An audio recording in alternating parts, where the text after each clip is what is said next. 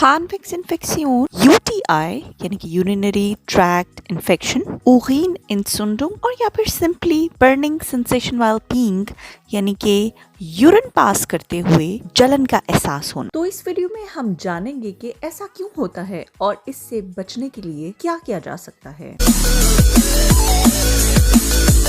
यूं तो हर बनी नौ इंसान मगर खास तौर पे शादीशुदा खवातीन या हामला खवातीन इस मर्ज में मुब्तला रहती हैं और अक्सर को तो इसका पता भी नहीं होता। तो आज जानते हैं बार बार यूरिन पास करने की हाजत महसूस करना, बाथरूम के बार चक्कर लगाना और यूरिन पास हो जाने के बावजूद भी ब्लैडर यानी कि मसाने का भरा हुआ महसूस होना और घंटों घंटों मसाना खाली ना होने का इत्मीनान हासिल ना होना आखिर क्यों होता है और इस पर कैसे काबू पाया जाए।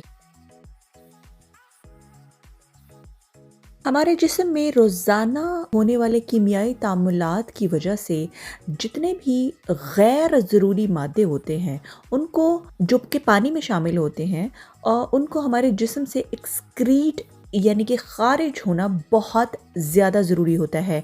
इन गैर ज़रूरी मादे हैं, इनमें यूरिया भी शामिल है, जिंक भी। तो फुजला खारिज करते वक्त एहतियात ना की जाए और बैक साइड से फ्रंट साइड की तरफ सफाई करना या नहाते में साबुन इंटीमेट एरियाज़ पे यूज़ करना या फिर कोई परफ्यूम वाली चीज़ सफाई करने की गर्ज से यूज़ करने से इस तरह के ख़ास किस्म के बैक्टीरिया आपके जिस्म में दाखिल हो जाते हैं, जिसकी वजह से आपका मसाना और ये साइड जो कि अभी तस्वीर में दिखाई जा रही थी इसमें आहिस्ता आहिस्ता वो बैक्टीरिया सरायत कर जाते हैं और अगर इनका बरवक्त इलाज ना किया जाए तो ये अपना रुख ये यूरेथ्रा के ज़रिए दाखिल होते हैं और उस नाली के ज़रिए आहिस्ता आहिस्ता आपके मसाना यानी कि ब्लैडर में भी दाखिल हो सकते हैं, जो कि इसकी सबसे एक्सट्रीम और ख़तरनाक तरीन सूरत हाल होती है। अब इससे पहले जब ये चीज़ चल रही होती है, अभी आप बैक साइड पे वापस आइए थोड़ा सा कि ये ब्लैडर में नहीं गए हैं लेकिन आपके मसाने के अंदर इन्होंने क्या किया है, इन्फेक्शन कर दिया है। ये जरासीम वहाँ पर स्टे करते हैं और आपके यूरेथ्रा और यूरेटर्स में जो है वो इन्फेक्शन पैदा कर देते हैं, जिसकी वजह से आपका यूरिन ठीक से पास नहीं होता और कतरा कतरा करके बाहर को निकलता है और आपको बार बार, चूँकि वो पीछे रह चुका होता है, अभी सही तरह से खाली नहीं होता, तो आपको बार बार मसाना खाली करने की हाजत महसूस होती है। बाथरूम में आप मुकम्मल तौर पर कभी भी सेटिस्फाइड होकर नहीं निकलते हो। ऐसी सूरत हाल में जैसे ही बर्निंग सेंसेशन व्हाइल पीइंग यानी कि पी करते हुए जलन का भी एहसास होता है, चिल्स होते हैं, आप बाहर अपने दोस्तों में घूमने जाओ, कोई भी काम करने लगो, आपको खड़े होते उठते बैठते सोते और इवन सांस लेते हुए भी एक जलन सी तकलीफ़ का एहसास रहता है। आपको हल्का सा बुखार हो जाता है, आपका जिस्म नहायत ही सेंसिटिव हो जाता है और एक शदीद पूरे जिस्म में तकलीफ़ का एहसास रहता है। इसको सिस्टाइटिस भी कहते हैं और ये थोड़ी डिफरेंट सिचुएशन होती है। बहरहाल जिसमें कि थोड़े से कंकर भी पैदा हो जाते हैं जब ये ब्लड की तरफ जाता है, ये सिस्टाइटिस तब पैदा होता है। तो उसमें क्या किया जाता है ऐसी सूरत हाल में, फौरी तौर पर डॉक्टर से यानी कि आपके यूरोलॉजिस्ट या आपकी जनरल फिजिशियन से आपको रुजू करना चाहिए।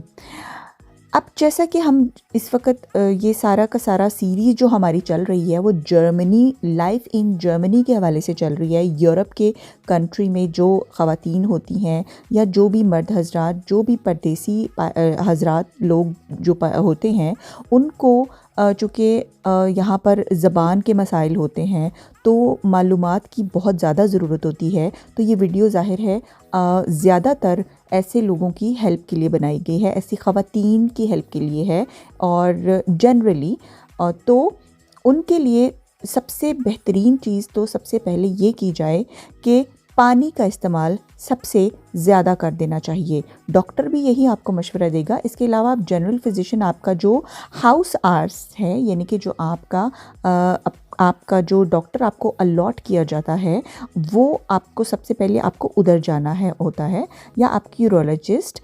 इसके अलावा अगर आप प्रेग्नेंट हैं, श्वांगा हैं, तो आपको अपनी फ्राउन आर्ट्स के पास जाना होता है।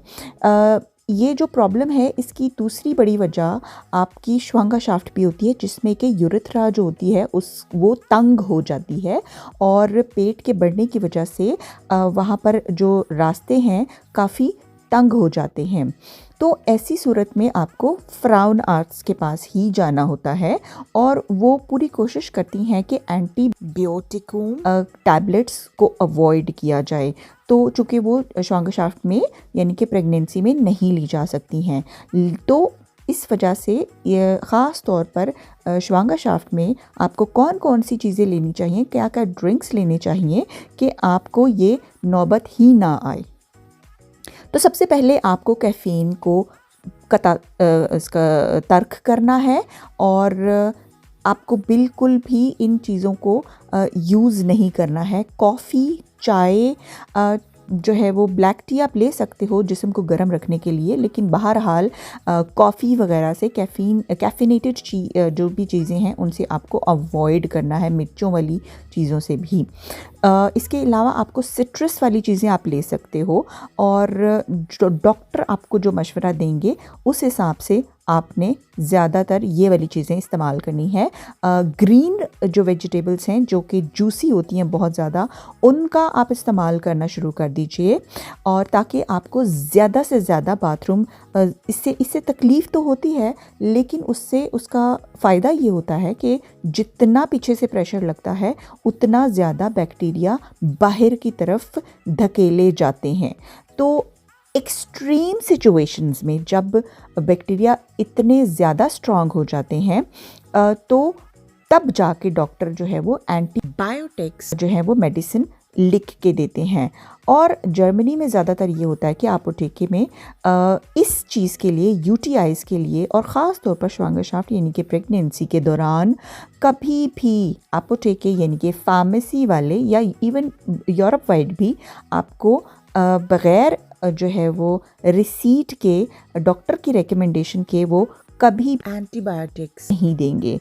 तो इस सिचुएशन से बचने के लिए आपको कौन कौन सी चीज़ें इस्तेमाल करनी है, जिनमें टॉप पर आती है आपके यूरिनरी ट्रैक्ट इन्फेक्शन के क्रैनबेरी जूसेस। ये आपको आसानी से रॉसमन, डे-एम, और इसके अलावा आपके रिफॉर्म हाउसेस, जिनका मैं पिछली वीडियोस में भी जिक्र कर चुकी हूँ, वहाँ पर मिल जाएंगे।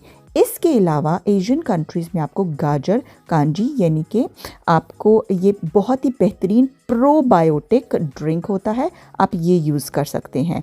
इसके अलावा प्रोबायोटिक यानी कि जिसमें हेल्दी बैक्टीरिया पाए जाते हैं, ये आपको जिस चीज़ में पाए जाए, जैसा कि दही यानी कि योगर्ट का इस्तेमाल कीजिए जितना हो सके। दही की लस्सी और चाटी वाली जो लस्सी होती है, अगर वो किसी तरह से आपको अवेलेबल हो तो वो भी लाजमी इस्तेमाल कीजिए जितना ज़्यादा हो सके।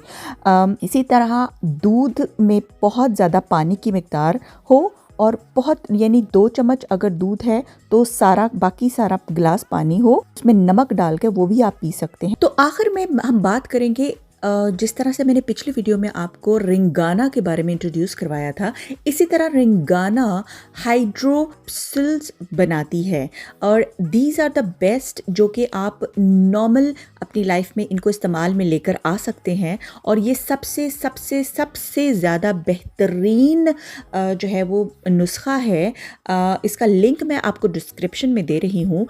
इसके इस्तेमाल से आपका मसाना जो है वो ऑटोमेटिकली इसके अंदर जितने भी एंजाइम्स होते हैं, जो आपकी म्यूकस मेम्ब्रेन होती है, ये उसको हेल्दी रखता है, और उसको उसके अंदर किसी भी किस्म के इन्फेक्शन होने की जो सूरत हाल है उसको बहुत ही ज़्यादा कम कर देता है, उसकी मुमकिनात को बहुत ही ज़्यादा कम कर देता है।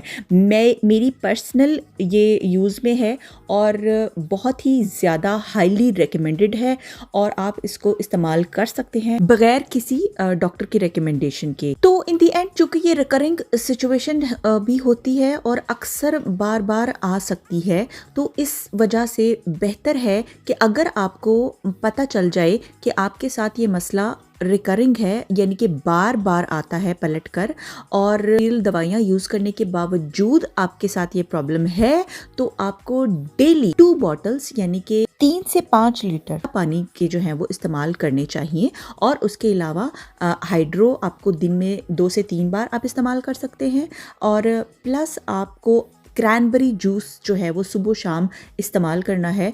उसके अंदर आप बेशक उसको आप प्योर भी ले सकते हैं, अगर आप उसको, क्योंकि वो बहुत ज़्यादा खट्टा होता है, तो आप उसके अंदर बेशक आधी क्वांटिटी क्रैनबेरी जूस की और आधा उसमें पानी मिक्स करके आप उसको यानी डाइल्यूट करके भी इस्तेमाल कर सकते हैं। बेशक ये बहुत ही शदीद और बुरी और बर्निंग सेंसेशन का जो एहसास होना है ये बहुत ही ज़्यादा तकलीफ़देह है, और लेकिन चूँकि अगर ये ब्लैडर में जरासीम चला जाए तो बहुत ही उससे भी ज़्यादा गंभीर सिचुएशन हो सकती है। तो उसके अवॉइड करने के लिए हमें जो कुछ भी बन पड़े और जो मशवरा दिया जाए, हमें चाहिए कि हम उसको उसके ऊपर अमल पैरा हो जाएं। तो उम्मीद करते हैं कि इस तकलीफ़देह प्रॉब्लम से मेरे सुनने वाले, जानने वाले, तला उनको अपने अमान में रखे। इसी अच्छे नोट के साथ मिलते हैं नेक्स्ट वीडियो में। बहुत ज़्यादा ख्याल रखें, किसी भी किस्म का आपको क्वेश्चन हो बॉक्स में आप पूछ सकते हैं, और इसके अलावा लिंक जो है हाइड्रो का आपको डिस्क्रिप्शन में मिल जाएगा। इसके अलावा क्रैनबेरी जूसेस जो है वो आपको ईजिली, जैसा कि बताया जा चुका है ऑलरेडी, ये मिल जाते हैं। तो उम्मीद करती हूँ कि इस वीडियो से आपको हेल्प मिली होगी। अगर आपको जरा सी भी हेल्प हो रही है तो आप वीडियो को लाइक, सब्सक्राइब और शेयर जरूर कर दीजिएगा। अपना बहुत ख्याल रखिएगा।